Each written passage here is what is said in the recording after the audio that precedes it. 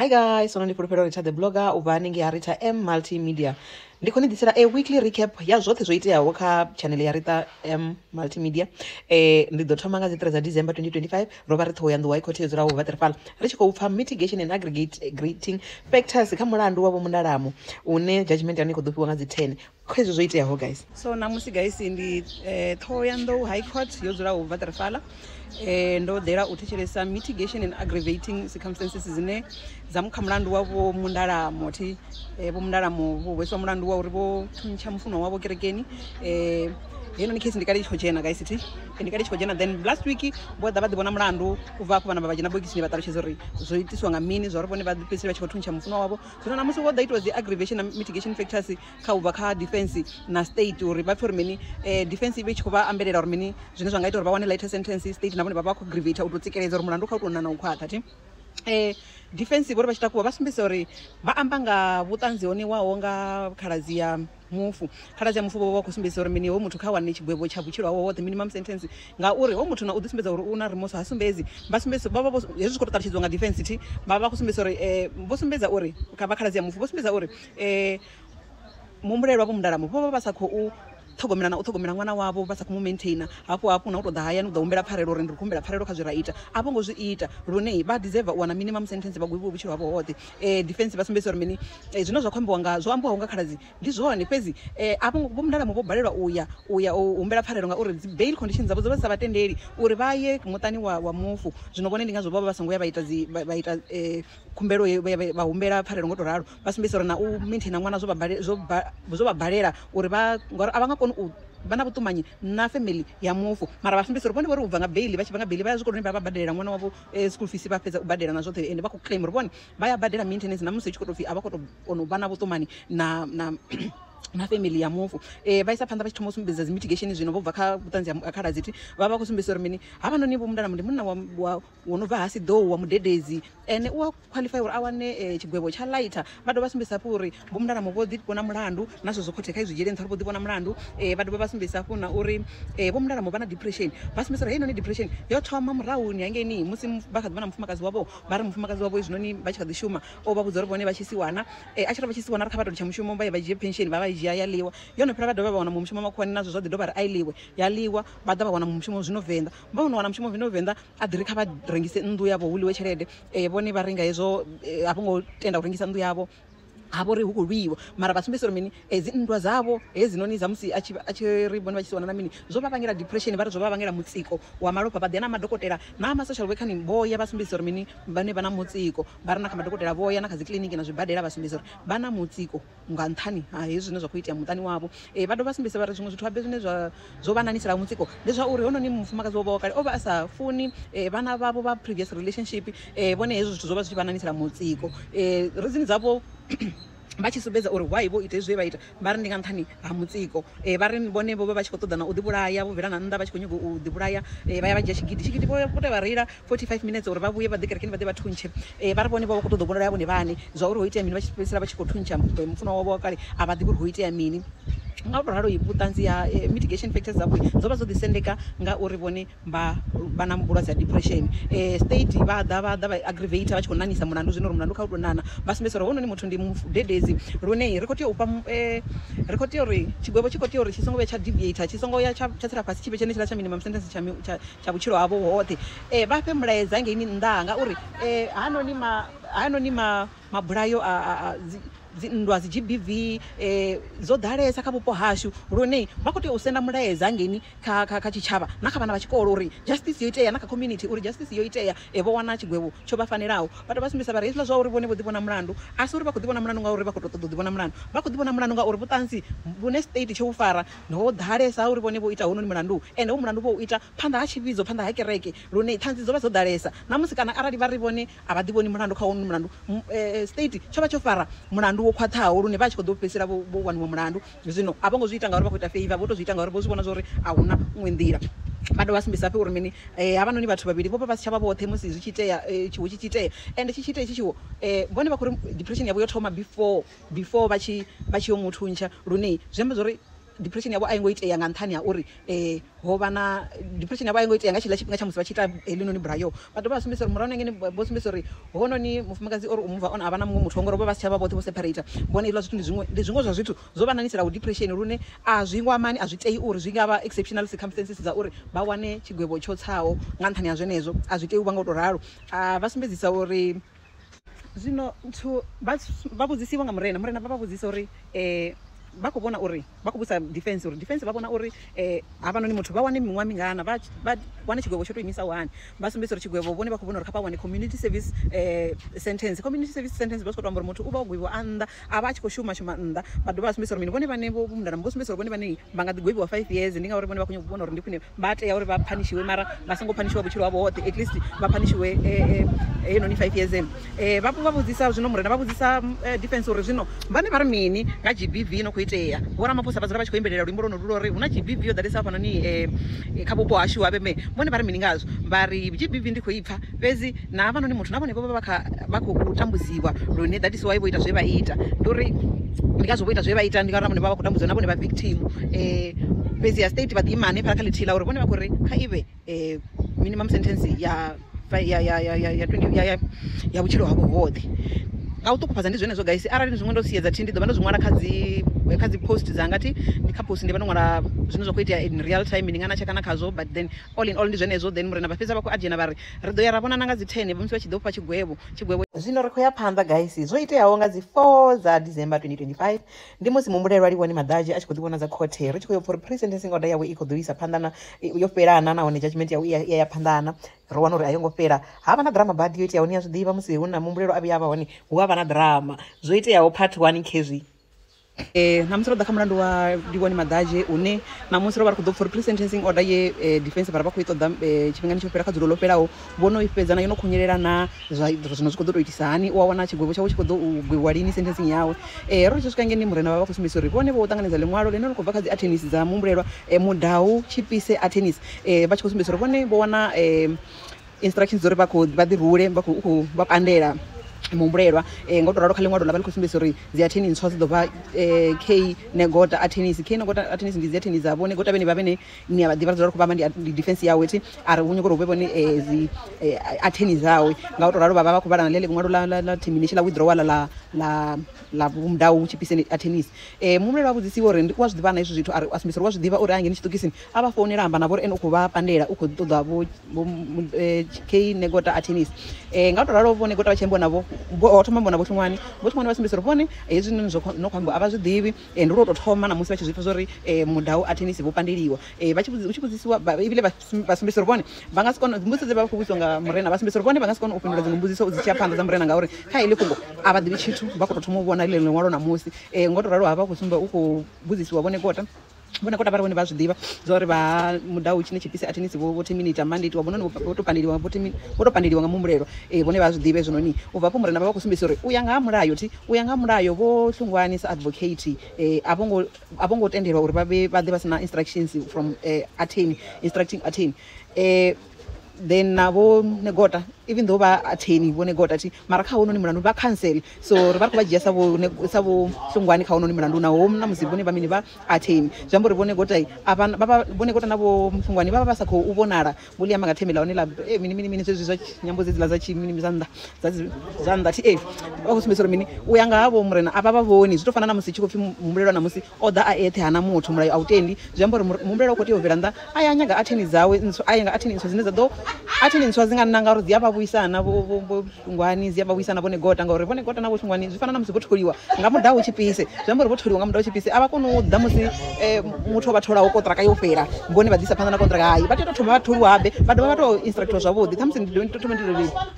ndi to elaborate kha fhungo thi so musi muthu ana mulandu u tshi khou ḓa court thi hu na zwine ra zwi vhidza uri ndi attorney havha na zwine ra zwi vhidza uri ndi advocate zwi amba uri advocate thi u wana instructions from attorney wa kona ene muṋe u fana na muthu zwona murahu na ngeni vho Mudau vha tshi ḓa vha ḓa vha mu imelela muhumbulelwa attorney wa kona u ḓa imelela muhumbulelwa a ḓi dovha ruma na vhaṅwe dzi advocate uri vha mu imelele nga u to ralo zwino hafha zwi amba uri o cancela o pandela dzi attorney ho sala dzi advocate u ya nga zwine zwa vha zwi khou vhonelisa zwone that is why vha nga si kone u isa phanḓa na ita mini na u mu imelela mara o humela 20 minutes uri after 20 minutes ri ḓo vha ri khou vhuya ra wana o no wana attorney muswa vha fila vha fila fomo ine ya khou tea u filiwa then arali khou isa phanḓa na business ya ḓuvha i ḓo ya phanḓa nga u tou ralo zwi amba uri ri ḓo lindela ri tshi goelela zwezwo nga vhori 25 past 11 ri ḓo ri khou humbela ra pfha uri mini attendance dzo wanala na kana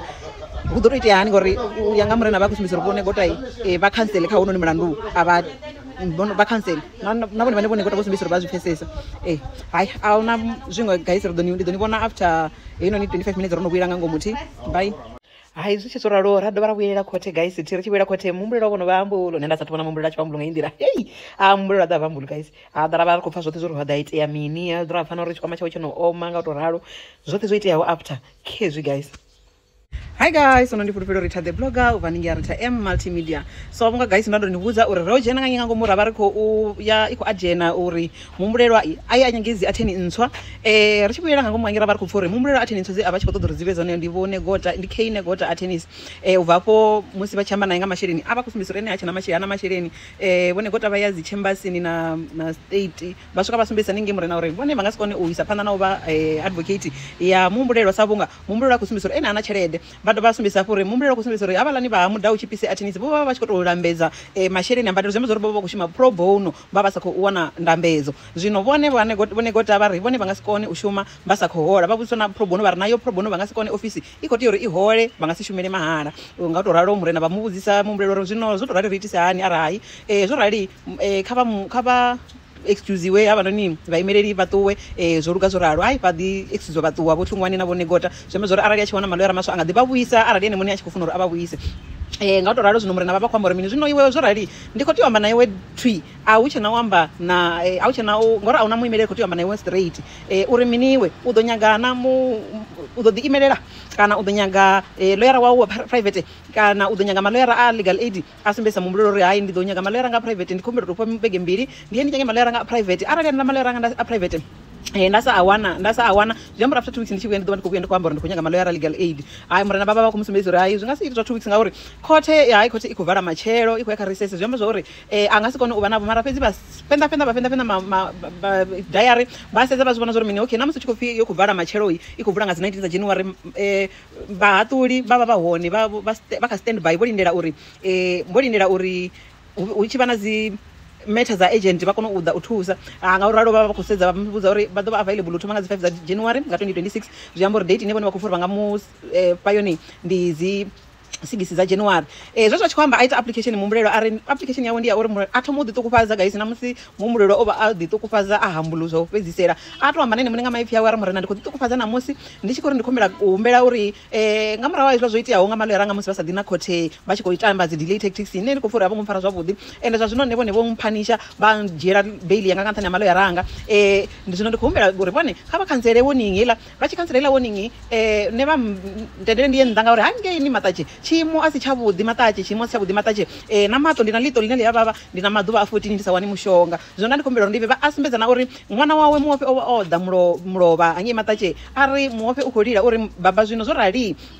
tshikoloni ndi kha ḓi ḓo tshi dzhena nani ngei makhuwani kana ndi khou tea uri ndi vhuye venḓa hu khou ḓo itea mini tshiṅwe tshithu habe tshine a khou lila nga tsha dovha ri na rent angeini makhuwani landlord u khou lila uri rent u ya vhathatha arali rent ya sa badeliwa ndi hezwo zwililo zwa ari ndi khou tombela murena vhone kha vha tou ndendani ndi ṱuwe ndi ndi lugise mafhungo anga ndo no lugisa mafhungo anga ndi ḓo nyaga lawyer nda ḓa nda vhuya naye ra ḓa ra isa phanḓa ifa nne ndo tenda mulandu ifa ndi songo tou shavha ifa nne nda ndi tshi ḓa ḓuvha na ḓuvha khothe nga nnḓa musi ndi na mathada murena vha sumbedza uri vhone vha khou zwi pfha zwine a khou amba ende a vha koni u rivesa tsheo ye vha i ita order ye vha ita vha koni u i rivesa zwine vha nga ita zwone ndi zwa uri vha mutendele uri ene a vhoniwe nga madokotela vha ṅwale luṅwalo uri a isiwe ilimu a yo vhoniwa maṱo a yo ṱhaṱhuvhiwa maṱo na uri a wane mishonga vha tshi khou fha vha maṱatshi angeini uri vha mu thuse uri a ye hangeini fhedzi hezwinoni zwa uri ene hezwi uri ene kha khanseliwe bail yawe kana warning yawe kha khanseliwe zwone hezwo uri vha nga si zwi ite nga u tou ralo a zwi pfhesesa vha tshi khou tea uri vha postpone date vha mu vhudzisa uri u right na i date yanga ya dzi 6 dza January kana u ṱoḓa uri rine ri vhuye khathihi khothe i tshi vula nga dzi 19 na hayi a fhedzisela a tshi khou ri hayi murena ndi khou tenda yo luga khothe a fhedza ri kha murena a ri happy Christmas happy new sorry guys a fhedza ri happy Christmas happy new year kha murena ndi ḓo vha vhona nga u ḓaho nga u tou ralo a vha uri ri khou ṱuwa ri tshi khou ṱuwa guys ndi khou ṱoḓa uri ndi dovhe ndi ni vhudza uri matshelo ri khou vhuya fhano ni vho murito vho phaṱutshedza sikhubu vha ḓo vha vha tshi khou ḓa hafhanoni vha khou ḓo ita aphili yavho ndi ḓo vha ndi hone hanefha ri khou thetshelesa aphili yavho uri mbuno ntswa kana zwine vha khou pfha uri zwi khou tenda uri vhone vha wane heinoni aphili uri vha vhe vha nnḓa vha senge mulandu wavho vha nnḓa ndi dzifhio nga murahu musi vha tshi khou pfhi vha khou humbulelwa vha na milandu mivhili ya u tambudzela vhudzekani na ṅwana wa 14 years na ula muṅwe wa ngeni Tshifhinga na ula ane wa ngeni Cape Town na ene ndi milandu ine vho livhanywa nayo so ri ḓo zwi pfha zwavhuḓi matshelo uri mini bail vha khou wana aphili ya bail na nga u tou ralo and then tshiṅwe tshithu habe guys imani nyana zwiṱukuṱuku nyana ndi tshi tou fhedza u senda heyi video kha vhewe team hu sathu fhela 30 minutes ndo ndi khou ni ḓisela interview ye nda vha nayo na Vho Hlungwane our celebrity advocate team. Bye guys. Ndi tshi bvela nnḓa hayi nda vha na nyambedzano ye nda vha nayo na muimeleli wa muhumbulelo wa kale ene avha vho advocate Hlungwane ni a zwi ḓivha musi vho advocate Hlungwane vha tshi amba vha eda na yuma na mini zwoṱhe henefho vha tshi shela na kuswigiri na kumuno nyana ho seiwa luṅwe khe interview ye nda vha nayo na Vho Hlungwane diphinini ngayo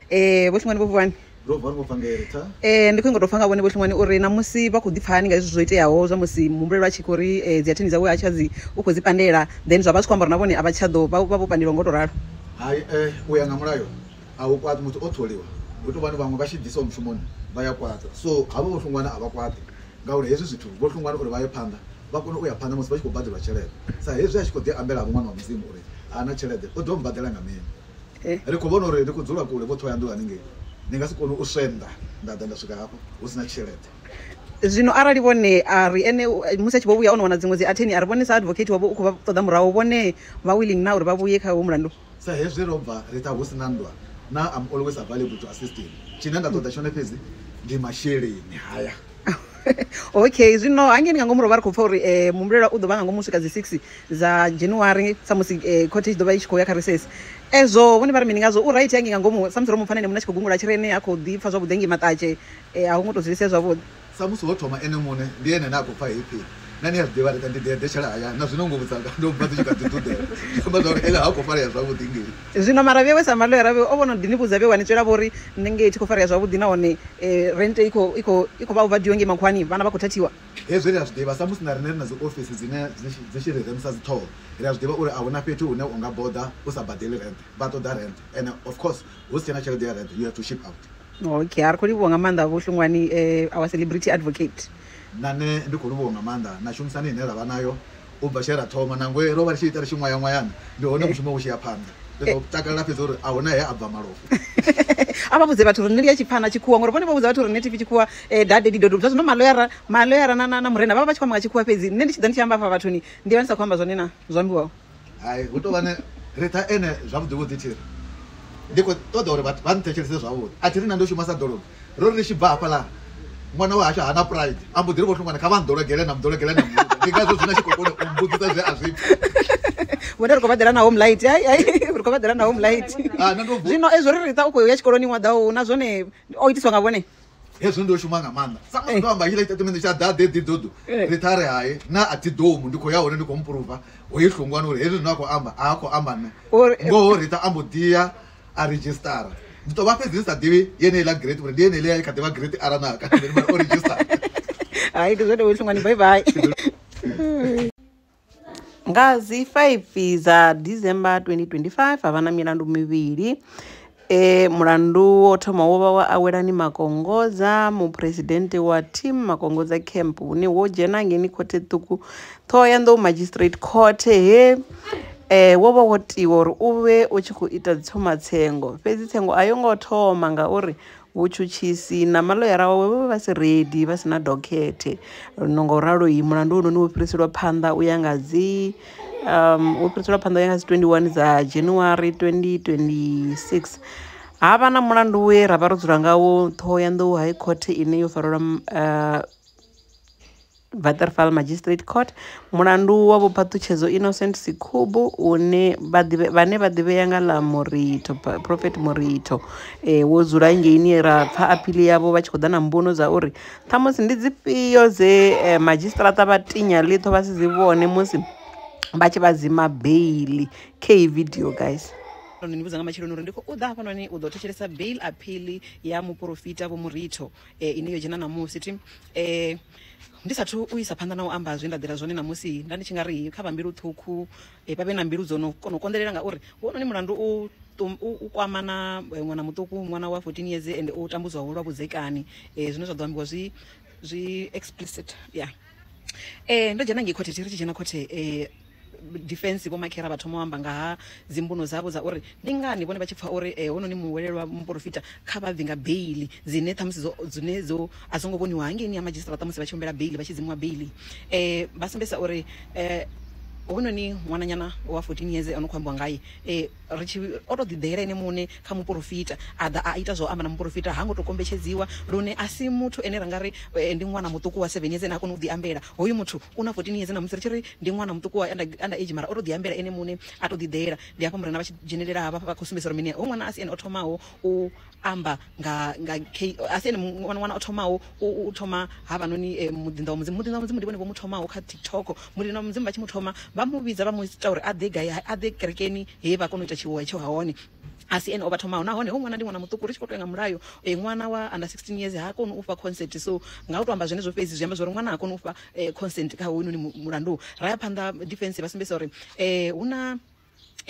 count 2 ni ḓo dzumbula dzi count guys dza musi vha tshi thoma u chargiwa ndi ni humbudze dzone thi count 1 yo vha iya u tambudzela vhudzekani ya wana honoyo wa 14 years count 2 ya vha yo tambudzela vhudzekani ṅwana honoyo wa 14 years ha dovha vha uri mini vho pangana minu yavho musi vha tshi panga vhudzimu wavho kha ṅwana vho pangana minu yavho ndi heyo count 2 count 3 ya vha count 3 ya hula mulandu wa musidzana wa 20 years we abo tambudzela vhudzekani hangeni hayani havo swinga wa 20 years une ho mulandu wo itea last year nga 2024 waya wa visiwa kha mutevhe wa milandu ya recording nga nthani ya uri ho vha u tshi ho lindeliwa dzi DNA fhedzi hori u tshi vha na hono mulandu wa kona u vhuisiwa nahone kha mutevhe uri anambe muprofita a isenge yoṱhe nga khathihi zwi tshi zwo ralo avhanoni vha tshi khou ṱoḓa uri mini hononi mulandu wa count 2 hoyu wa u dzhenisa muṅwe kha vha ri ndi mulandu muthihi na count 1 i songo vha ya vha na count 2 fhedzi murena vha vha khou sumbedzisa uri mini hezwo vha nga zwi agiwa murena vha sumbedza na uri murena ndivho murena vho tshidadathi vha sumbedza uri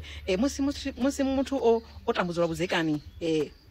fhethu thihi ri zwi vhidza ndi count 1 a dovha tambudzwa huṅwe fhethu ndi count 2 kana nga maḓuvha o fhambana ndi count 2 so vhone hezwi zwine vha khou amba zwa uri mulandu wa count 2 kha u bve count 1 vha ḓe vha zwi agiwa kha trial court ngauri hafhanoni a si trial court vha khou ṱoḓa bail vha sumbedzisa uri hezwo zwiambaro ri kha zwo vha ḓo zwi vhona vha tshi ya kha trial court vha dovha hafhu vha sumbedzisa uri murena vha dovha sumbedzisa vha vha khou vhudzisa defense uri habe kha David vho ibara murena kha party ine mudinda mudzimu vha tshi khou sumbedzisa uri vhone ndi ngoho vho zwi ita zwo iteaho na hu ṅwana vho mu vhidza a ḓa kerekeni vha ḓivha na ṱhavhula vho ḓivhula na zwoṱhe vha ḓi ita zwine vha khou ita vha mu tsipa vha tshi fhedza vha ri kha ṱuhu na vhaini vhane vha khou ḓa vha mufha na tshelede u to sumbedza uri havhanoni mudinda mudzimu vho vha tshi khou badela service ye vha ḓiphina ngayo ngori vho ḓiphina ngayo ṅwana zwino vha khou badela vha khou mufha reward vha mufha 500 na e-wallet ni hezwi zwithu zwine nda khou zwi amba guys vhewe ni a zwi ḓivha ndo no vhuya nda zwi amba musi hu tshi khou fhiwa vhuṱanzi hangeini ha madzhisiṱaraṱa musi a tshi khou humbela bail yawe musi tshizimiwa ti murena vha ita no vhudzisa defense uri vhone vha vhona ungari oyinoni mudinda wa mudzimu uya qualify na hone before tshi dapo guys defense vho makhera vho vha tshi khou vhidza mudinda wa mudzimu vha tshi ri ndi mulisa vha tshi ri ndi shepherd murena vha khou vhudzwa ndi mulisa wa mini ngori ndi mulisa ane khou dzhia vhana a tshi vha ḓisa kerekeni a tshi vha tambudzela vhudzekani o thoma nga uḽa hayani a fhedza a tshi zwi ita na kerekeni vha vha vhudzisa uri vha vhona uri murena vha vhudzisa defense ya uri vha vhona uri oyu muthu uya teana uri a wane bail a venga bail anga bi khombona kha tshitshavha anga bi khombona kha vhana ngauri khoyu madzone o rabelela vhana u khou ita zwo vha tambudzela vhudzekani vho makhera dziṅwe dziphindulo vha vha tshi dziana dziphindulo vha tshi sokou ri murena vhone vhane vha ḓo to decide ṱhamusi tshiṅwe vha tshi tikedza uri ndi zwone dzimbuno dzine dza khou ambiwa vha tshi tikedza zwine murena vha khou amba zwone u to fana na zwa musi vha tshi fha dzi exceptional circumstances dzimbuno dzine dza vha uri dzo khethea dzo ri waye vha tshi tea u vha nga bail yo thoma vho ri muprofita ndi muprofita ya vhuvhili ndi munna wa muḓini yo thoma vho ri ndi muprofita murena vha re zwino ngori vhaprofita vho ḓala vhafunzi vho ḓala hafhanoni ho fhambana mini kha vho muricho na havho vhaṅwe vhaprofita vha tea uri pa iyo mbuno yo ri ndi mini tsho fhambanaho khavho na havho vhaṅwe vha vha fhaṅwe mbuno ya vhuvhili vha ri mudinda wa mudzimu ndi munna wa muḓini murena vha re zwino heyo mbuno ya vhuvhili yo vha ito vha yone yo tea uri i vha ground i vha ita uri vha ḓipfha uri mini ndi munna wa muḓini ndi nga si kone u eḓela na vhana nahone ṅwana muṱuku wa 14 years mbuno ya vhuraru vha sumbedzisa uri ndi businessman vha re na yone vhathu ndi businessman ngei nnḓa aina exceptional circumstances ya vhona ndi ya uri ndi mudzulapo wa South Africa vha roṱhe vha dzulapo wa South Africa kha ila uri ndi munna wa muḓini vha vha khou sumbedzisa uri mini roṱhe ri afha ri vhanna ri vha na rungo ro rali what is exceptional about us tshine zwa ḓo ri ita uri vhe exceptional ndi uri arali khou pfi ndi nne ndo rali ndi munna na vhone vha munna zwiambaro tsha exceptional nga vha uri vhone vha lwala nga u to ralo a huna uri vha nga ri huna tshiṅwe tshithu tshine tsha vha exceptional vha dovha vha tsikeledza murena uri hafhanoni South Africa na mupresidente vho zwiamba uri GBV yo angalala vhathu vha khou tambudza vhanna vha zwi amba nga nḓila ine nne ndo pfa ndi khou thoma vha emotional nga nḓila ine ndi sedza zwa GBV vha nga uthi vha vha kusumbedza uri GBV wanga lala rine sa vhanna ri khou vha dziphukha tshiṅwe na tshiṅwe tshine tsha tshilavhi tshine tsha fhira phanḓa tsho ri khou twanya ri khou twanya zwi khou vhavhesa ende vhathu vha khou lwa na GBV vha ri na mupresidente vho no ḓi amba ngazwo uri hedzi milandu yenoni ya dzi GBV yo ḓalesa ende i khou vhavhesa nga maanḓa muthu havanhu va defense vha dovha vha vhamba mbuno ti vha ri vhone vha khou pfa dinda mudzimu muprofita vha khou pfa vhone vha nga si kona u dzula ngei matachi vha lindela bail yavho ngori bail yavho i nga dzhena nga 2027 nahone vhone vha nga ngomu nga ngei vha nga si kona u prepare u ḓo ita trial yavho ngori na trial ḓo thoma kale murena vha sumbedzisa uri mini vha nga ngomu nga ngei ngori vhonela bail and asi vhone vha vhoṱhe vha hone vhaṅwe na uri muvhuso una mutsiko wa zwibandidi zwo dzulaho hangeni and asi vhone vha vhoṱhe vho vhona point ye vha i amba ya uri nga mulayo muthu ha ngo tea uri a dzule tshiṱokisini tshifhinga tshilapfu a sa khou thoma trial vha vha khou sumbedzisa uri mini hezwo zwi itea circumstances dzi tshi tenda uri a senge nga u ṱavhanya mara zwa zwino mutsiko u kha shango ḽoṱhe zwino bora zwi a konadzea uri a dzule a sa khou thoma tsengo yawe and a si ene a yeṱhe vha hone vhaṅwe vho ḓi dzulaho na dziṅwe na miṅwe milandu i khou senga i khou ḓi dzhena hafha khothe i tshi ḓa tshi senga i tshi bva haningei khothe yo prepariwa i tshi bva i haningei matachi u to amba ngoho ndo vhona nga ri ndo ṱukufhadza vhuṱanzi ha defense thi vha tshi khou amba nga appellant yavho muprofita Murito zwinzhi zwe nda ṅwala point ine it was standing out uthi ndo zwi ṅwala kha Facebook ndi nga na checka ndi live with anon fine kha page yanga fulufhelo ri tamara mini ndi ḓo zwi vhona thi ni ḓo vha ni khou vhala uri nda ndi khou ṅwala mini dzi burning points is then state na vhone vha ḓa vha sumbedzisa uri mini point izila zwo zoṱhe a zwi tendi ndi state ndi vho mulepo thi vha sumbedza a zwi tendi uri a nga wana bail a zwi special a zwi na zwiṅwe zwa special kha dzi point zwo fhiwaho so nga to ralo muḓinda mudzimu a vha qualify u nga wana bail vha ri nahone zwiwo zwa GBV na vhana zwo ḓalesa ri ḓo vha ri khou fha mulaedza ufhio kha tshitshavha ngeni ri ḓo ri khou uri vhathu kha vha ite vhutshinyo vhunoni vho ḓifunga ngauri mini vha ḓo ita ra dovha ra vha bvisa nga nnḓa vha ri hayi ni vhone vha khou hana vha khou ri bail i songo ṋewa nga u to ralo murena na vhone vha ri hezwinoni zwithu ndo thetshelesa unoni vhuṱanzi vhambiwaho ndo vhu thetshelesa vhuṱanzi kha rekhodo nda dovha nda thetshelesa na vheiwe ni tshi khou amba zwino hafhanoni ndi pfha uri ndi a nama nda dzhia khaṱulo zwino vha khou namba vha haṱula same time vha fha order vha ri hayi bail appeal yo namba yo haniwa nga u to ralo ndi khou amba zwino yo haniwa ndi zwone guys ndi ḓo ni vhona kha hu mulandu ndi ḓo ni vhona nga Tuesday no not kha hu mulandu kha muṅwe mulandu ndi ḓo ni vhona Hi guys, so ndi fulufhelo ri the blogger na musi ndo ḓa fhano na vhashumi ndi khou ṱoḓa uri vha ḓo ṱalutshedza vheiwe vhane uri ndi vhashumi vha gai u khou itea mini a vha sedze ngeno ndi masiari vhathu vhoṱhe vhathu vha ri vha shuma gai hu khou itea mini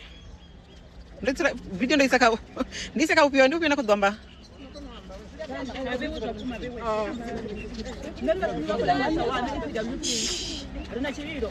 ro shuma October a ri ngo hola ra vhudzwa ri tshelede i ḓo ḓa zwino ndi November still November yo fhela ndi December a ri khou hola ene havhala vhathu vha head office vho ri vha tshi ḓa vho ri sainisa dzi payment sheet dza 3 months vha ri vha khou itela uri ngori rine ri a khakha ri tshi sainisiwa ndi ngazwo vha khou ri sainisela forward uri tshelede yashu i ṱavhanya u ḓo dzhena ngori vha ḓo vha sa khou lenga u ḓaho vha tshi ḓo wana dzi time sheet dzo khakhea vha tshi vhuya ngeno u swika zwino a ri a thu hola ene ro pfa u tshi khou ananyisiwa kha FM uri nne ro hola nga dzi fulobo nne a ri holi nga fulobo ri hola nga bannga hoyo o amba uri hola nga dzi fulobo ri khou nyanga uri a ri bvisele khagala uri dzi fulobo dza hone o ri fha dzone nne ri gai so vhewe afhanoni ni khou lila nga muholo wa nthu fhedzi wa October fhedzi kana na wa November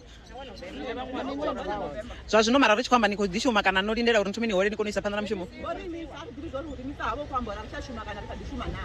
oh okay so tsha amba tshithu na nga miholo yashu ava tsha ubva tshetsho ngori vha tea uri alert uri miholo i khou tshimbilisa hani sa zwine vha tea uri ṱalutshedza sa vhashumi a vha ngo ri ṱalutshedza tshithu soko tou gumisa zwezwo kana u amba nga hazwo vha tshi amba nga hazwo kana u tou ri ḓo vhuya lini a vha tshi amba nga hazwo vha khou amba nga uri kha ri ḓi donate for u ya Thohoyandou stadium hangei u phakhela vhathu vha zwisiwana na zwiḽiwa ende na riṋe vho ri vha ri zwisiwana vha khou ri ṋamisela zwisiwana ngori ri vha ri khou ṋamela nga tshelede dzashu ri tshi ya mushumoni mara still a vha khou ri fha tshelede dzashu zwa zwino mara mutholi vha khou ri mini vha ni tshi amba navho uri tshelede a ri khou vha na ṱalutshedziwa tshithu na tshithihi kana u khou ṱalutshedziwa uri zwi khou itisani zwa itisani a ri ḓivhi uri vho ri sainisa payment sheet dza 3 months zwi amba zwori hu na payment sheet ya tshelede ya October na ya November na ya December ine kha vho ri sainisa a ri ḓivhi uri aḽa mabambiri vha vha khou ri sainisela mini noni pay sheet ya December vha khou ni sainisa ni sathu shuma November and then vha khou ngwa vha dzula uri uri IDT a ithu badela ende u swika zwino nne a ri khou ḓivha uri mafhungo ane vha vha khou amba ndi ngoho kana a si ngoho na ngori a ri na muthu vho ane ri ḓo ri u nga ngomu kha IDT une a ḓo vha khou ri fha information yori zwa vhukuma tshelede yo ḓisiwa kha foundation kana a i ngo ḓisiwana zwi amba zwa uri vhewe ni khou ḓa ri ni thuse uri mafhungo a ye vhathuni ni kone u wana thuso ya vhewe ṱhamusi o no swika vhathuni ndi ḓo kona u wana thuso Okay, una zwiṅwe zwine ṱhamusi muṅwe khou ḓo ḓadzisa zwine zwo sedziwa? Zwiṅwe zwa zwithu zwine nṋe ndi nga ḓadzisa ndi zwa uri vho Mashawana a vha pfhe vho zwililo zwa vhashumi ndi vhavho vho vha khou shuma vhone vha fhasi ha vhone kha vha pfhe zwililo zwashu. So zwi ri fhisa mbilu vhuṱungu arali ni vhone vha tshi khou ṱoḓa u fha vhakegulu na vhakaladzi food parcel ngeno riṋe vha songo ri fha tshithu. Ho vha hu na special mavhengeleni ro vha ri tshi nga konavho kha musi u itela vhana vha tshi ḓisa mphiyo miṅwe a i lingani mara vho ḓa vha ri tshisa vhuṱungu that's why ri tshi vho tou dzhia tsheo yo raliho. So miṱa yashu a i fani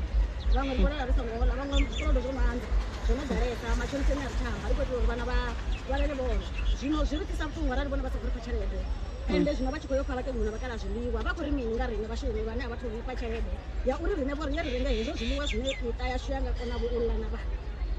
Anga ndi hayo kha vha ḓivhe zwililo zwashu. Hu na muṅwe ndo pfha nga hafhanoni a tshi khou ṱoḓa u ṱalutshedza. Zwine nda nga ḓadzisa ndi ḽa uri hu na vhathu vhane vha tshe vha thoma u shuma tshelede dzavha vha dzi wana vha tshi ya vha vhudzisa hu sokou pfhi vha ḓo badeliwa ende zwa zwezwo tshe vha pfhi vha ḓo badeliwa tshelede dzavha vha dzi wana ende zwi khou ri vhaisa nga maanḓa hezwo. Vhathu ndi vhathu vhe ubva August to September a vho ngo hola havho vhathu uri vha tshi khou ḓo saliswa nga no bva haningei ofisini khulwane ya Mashawana ndi nga tou ndi tshi zwi amba nda ri ndi nesi na ntombi vha ḓo nga ḽavhuraru kha riṋe vha sumbedzisa uri vha khou ḓo hola nga ḽavhuṱanu na zwino kha ḓuvha ḽavhuṱanu vha tshi vho lindela kha vha mbudze i vhathu i mufumakadzi a na vhana muṱani a sa khou hola ubva August a khou ṋamela a tshi dzhia tshelede ya mundende wa vhana a ṋamela ngayo maḓuvha a renge zwiḽiwa kana a ri pfanelo dza vhana zwa bala August September October November miṅwedzi mingi a tshi khou ḓa hafha Mashawana a tshi khou ḓa a tshi khou shuma fhedza a si hole ri vha ri khou pfa vhuṱungu vhunzhi nga maanḓa kha vha ri dzhiele vhuṱungu ri vhathu ende ubva miṱani yashu ri tshi khou ḓo u shuma mushumo ro vha ri khou ṱoḓa u shuma ngauri ri khou ri konela murahu hayo zwino kha vha zwi pfesese uri muthu a tshi shuma muṅwe na muṅwe u vho lavhelela ri vha ri khou humbela nga o tou fhaṱa uri ra ri khou humbela uri kha vha ri holele ndi vha tsha vhakegulu na vhakala kha vha ri holele. Hai ḽi khou pfhala zwi amba ri ḓo ḽi isa muyani ḽi ḓo ṱavhanya ḽa swika kha vho Mashawana thi ndi zwone. Nga u ralo zwo fhela zwe nda vha ndo ni farela zwone guys bege yo tshimbila nga u tou ralo kha ri vhone zwa vhege ḓaho nahone hu na case hu kha ḓivha na judgment ya vhone mundalamo hu na dziṅwe dzi case dzine ndi ḓo ni vhudza ngadzo musi ndi tshi khou ya khadzo dzine dzi high profile ndi dzine vhewe ndi a zwi ḓivha nda tou zwi fhedza uri ni a ṱoḓa u ḓivha uri hu khou bvelela mini kha hedzo dzi case ndi ḓo ni vhona vhege ḓaho guys bye.